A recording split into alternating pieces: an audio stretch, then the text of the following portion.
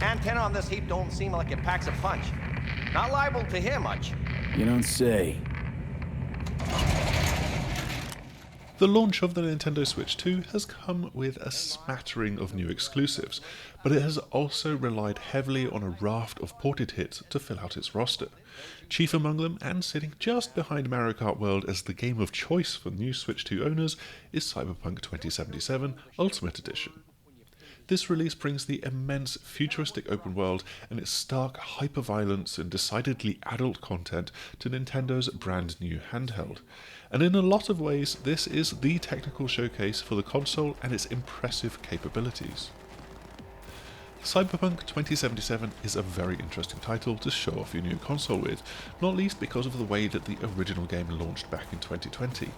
This original console version of the game, particularly the base PlayStation 4 and Xbox One editions, performed so poorly that Sony pulled the game from the PlayStation Store even, and CD Projekt Red then spent the next 2 years rebuilding their brand while having to work to regain gamers' trust. That trust seems to be wholly won back by the time that the upgraded PlayStation 5 and Xbox Series X and S versions arrived, as well as the Phantom Liberty expansion, which only launched for the more powerful hardware. The fact that the Nintendo Switch version is launching with the entire base game and its DLC bundled together is a statement of intent for both Nintendo and CDPR. The new handheld can be considered a true current-gen console, and this is the game to prove it. We've spent the past week revisiting Night City and exploring just how impressive this port is. Where the original Switch managed a number of air quotes impossible ports, including CDPR's own The Witcher 3, these were heavily compromised visually in order to run on the hardware.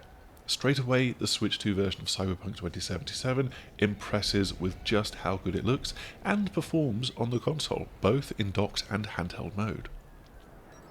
The game boasts a choice of graphical modes, with quality targeting 1080p and 30 FPS in both handheld and docked, while performance mode increases the frame rate target to 40 FPS at the cost of graphics fidelity and of resolution. This 40 FPS works natively on the Switch 2's screen, but it requires a 120Hz display when you're playing docked. You can also set your choice separately for handheld and docked mode, which is a really nice touch, as well as alter the graphical effects like film grain and chromatic aberration.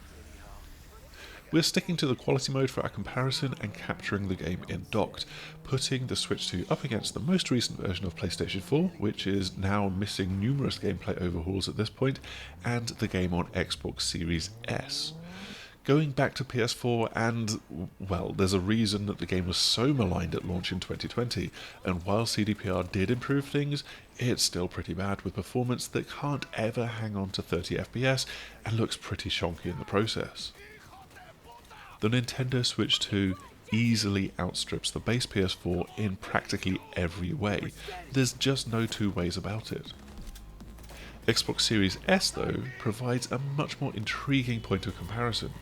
Microsoft's budget console is more powerful than Switch 2, and so it's able to top out at 1440p 30 with its dynamic resolution, and it even offers a 60 FPS performance mode, albeit at a 1080p target and with a significant number of graphical compromises to get there, including the depths that it goes to with its dynamic resolution.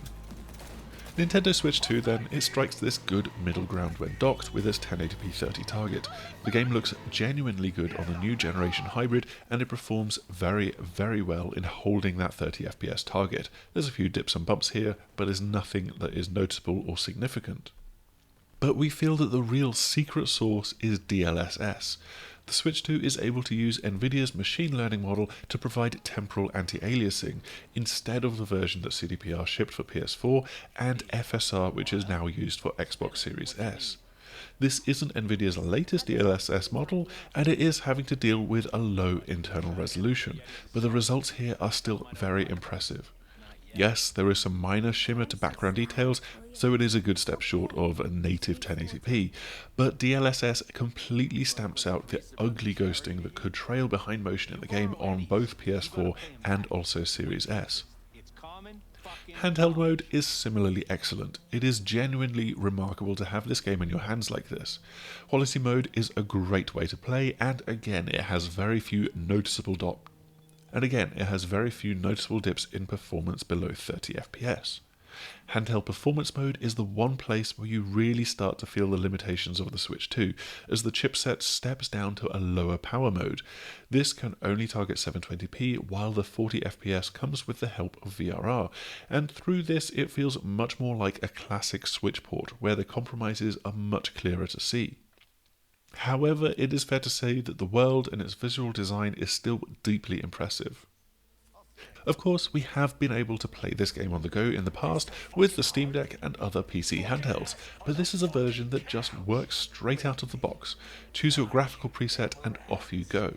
Being able to dip into the story, complete a few missions, or even just work your way through some of the different dialogue and interactions is all brilliant, and there's zero sense that you're getting a cut-rate experience when you're playing with the console in your hands.